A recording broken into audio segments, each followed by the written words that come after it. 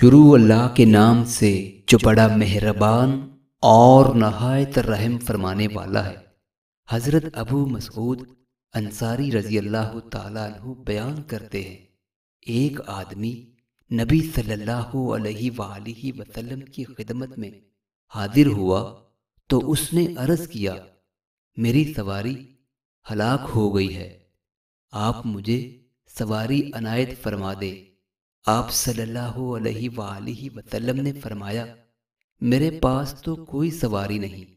ایک آدمی نے عرض کیا، اللہ کے رسول، میں اسے ایسے آدمی کے متعلق بتاتا ہوں جو اسے سواری دے دے گا۔ تو رسول اللہ صلی اللہ علیہ وآلہ وسلم نے فرمایا، خیر و بھلائی کی طرف رہنمائی کرنے والے کو اس بھلائی کو سر انجام دینے والے کی مثل اجر و ثواب ملے گا۔